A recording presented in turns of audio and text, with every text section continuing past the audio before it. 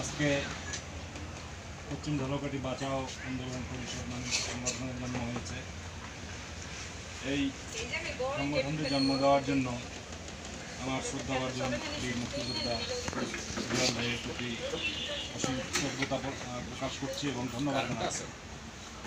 আজকে জুম্মার দিন, সময় অত্যন্ত স্বল্প, প্রায় 12টা বাজতে 10 মিনিট বাকি মাত্র। এরপরে কিছুক্ষণ পর আদান শুরু হয়ে যাবে।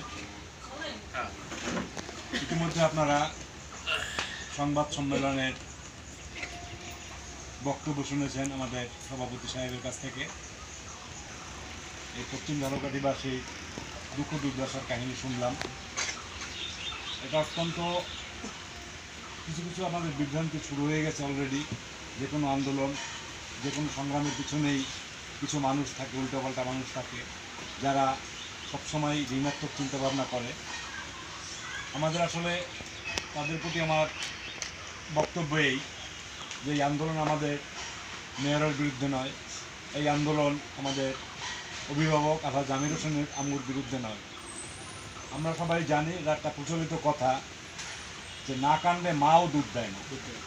সেক্ষেত্রে মাকে কিন্তু আমরা অস্বীকার করি না, বা মায়ের বিরুদ্ধে কিন্তু আমরা যাই। আমাদের যে দাবি, আমাদের যে চাহিদা, পেটে ক্ষুধা, এটা যদি আমরা মায়ের কাছে প্রকাশ না করি, মা কিন্তু আমাদের দুধ দেয়। এটা অস্বীকার করার উপায় নেই যে আমাদের জাতীয় নেতা, আমাদের ঝালকাঠিবাসীর অভিভাবক, দক্ষিণ বাংলার উন্নয়নের রূপকার আলহাজ জামির হোসেন আমু, তার সামান্য ইচ্ছা করলেই এই যে আমাদের দাবি, এগুলো পূরণ হয়ে যায়। কিন্তু আমাদের অত্যন্ত দুর্ভাগ্য এই যে আমরা যারা রাজনীতির সাথে সংশ্লিষ্ট, আমরা যারা আমু ভাইয়ের আশেপাশে আছি, তারা আসলে আমরা সঠিকভাবে এই পশ্চিম ঝালকাঠির সমস্যাগুলো তার সামনে উপস্থাপন করি না। তো যে লোকটা এই সমস্যা সম্পর্কে জানে না, তার কাছে তো আমরা ঠিকমতো উপস্থাপন করি না। অত্যন্ত পরিতাপের বিষয় এই, আমার ব্যবসা বাণিজ্য বা রাজনীতির ক্ষেত্রে হোক, ব্যবসার ক্ষেত্রে হোক, আমি ঝালকাঠি বিভিন্ন ইউনিয়ন পরিষদ আমার যাতায়াত আছে। আমাদের পশ্চিম ঝালকাঠিবাসী আমরা পৌরসভার অন্তর্গত হওয়ার পরেও ইউনিয়নের যে সুযোগ সুবিধা, ইউনিয়নের যে রাস্তাঘাট, তার তুলনায় আমরা অনেক পিছিয়ে আছি। পশ্চিম ঝালকাঠি, আমাদের বাসন্ডা, কিফাইতনগর, ইসানিল সব নিয়ে আসলে আমরা একটা ওপার বসে বা সমগ্র দেশবাসী পরিচিত পশ্চিম ঝালকাঠিবাসী হিসেবে। আমাদের সেই সুগন্ধার তীর থেকে একেবারে কায়েতসাবুদের মাদ্রাসা পর্যন্ত আমাদের মনে হয় 80% তারের খাম্বায় লাইট নেই। এমনিতেই আমাদের রাস্তাঘাট নাই। এরপর রাস্তায় বিদ্যুতের তার অ্যাক্সিডেন্ট করে। আমাদের বাড়িতে কিছুদিন আগে এই মনির মারা গেল না, ঠিক মতো অ্যাম্বুলেন্স তো ঢুকেই না, রিক্সা পর্যন্ত ঢুকাইতে পারি না। এখানে আমরা তাকে বহু কষ্টে পিছনে স্কুলে নিয়ে তারপরে হাসপাতালে চলেছি। এই হলো আমাদের অবস্থা। এটা আমরা যারা রাজনীতি করি, আওয়ামী লীগ সাথে সংশ্লিষ্ট আছি, এটা আমাদের জন্য আসলে একটা লজ্জারও। আর আমাদেরও কিছু, আমি আমার ব্যক্তিগত বলি, আমাদের কিছু খামখেয়ালি আছে, জনগণের সচেতনতার অভাব আছে। আমার এখতিয়ারে নাই। আমি জেলা পরিষদের আপনাদের সবার দোয়ায় আশীর্বাদে আমি জেলা পরিষদের প্যানেল চেয়ারম্যান নির্বাচিত হয়েছি। আমি আমার ক্ষমতা বলে কিছুটা আইন বাইপাস করে, অর্থাৎ জেলা পরিষদ থেকে আমরা পৌরসভায় কোনো বরাদ্দ দিতে পারি না। তারপরেও আমি কিছুটা, যেহেতু এই এলাকার সন্তান, আমি ছোটোবেলায় 71 সালে এখানে ছিলাম, আমরা পলায় ছিলাম, 71 সালে যুদ্ধ দেখেছি। তার এবং এলাকার একটা দায়িত্ব হিসাবে আমি কিছুটা আইন বরখেলাপ করে আমি একটা রাস্তা দিই আমার জেলা পরিষদে, আমার নিজস্ব তহবিল থেকে। সেই রাস্তা কিন্তু আমি করতে পারি, কাজ শুরু করে আবার কাজ স্থগিত করে আমি আবার ফিরে গেছি। এই আমাদের কিছুটা মানসিকতার অভাব আছে। এটা হয়তো শিক্ষার অভাব বা হয়তো স্বার্থের অভাব, সে কারণে।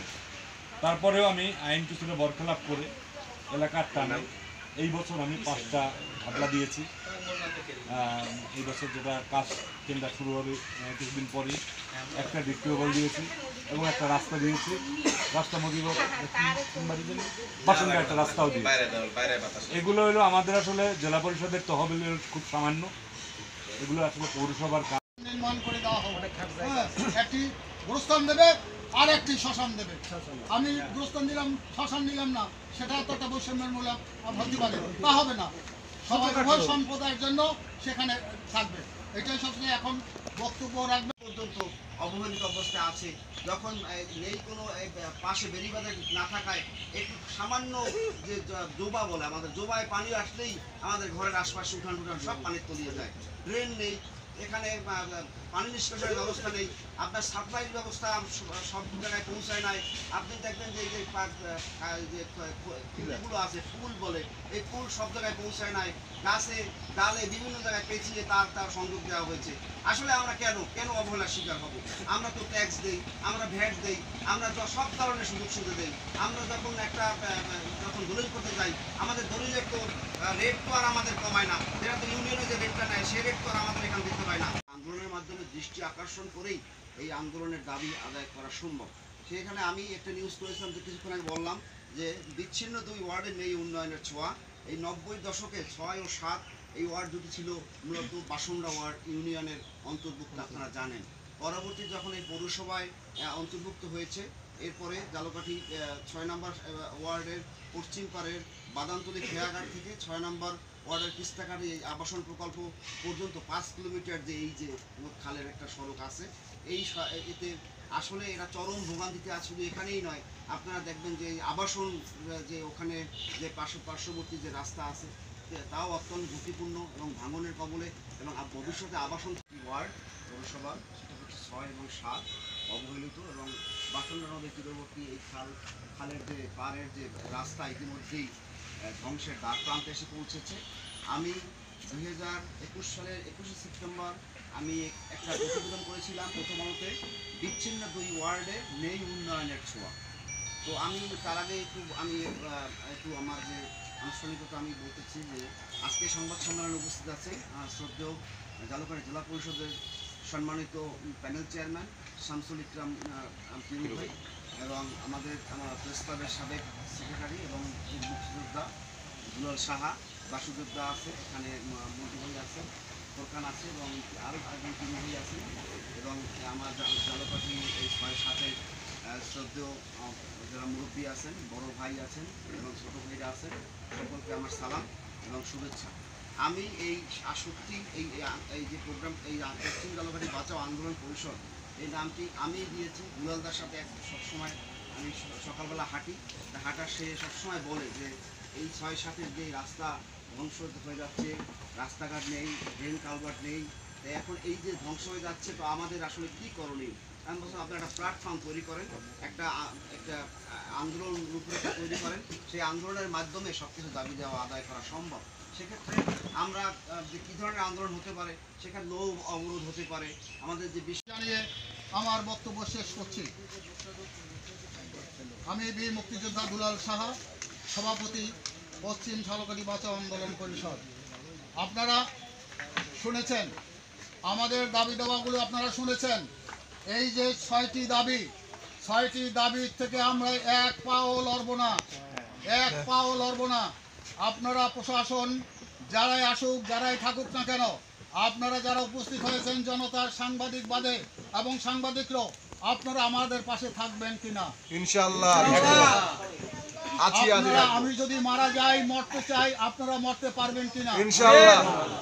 কারণ দাবি এমনি আসবে না, দাবি আসবে সমস্ত কিছু বিনিময়ে, কিছু লাগবে না।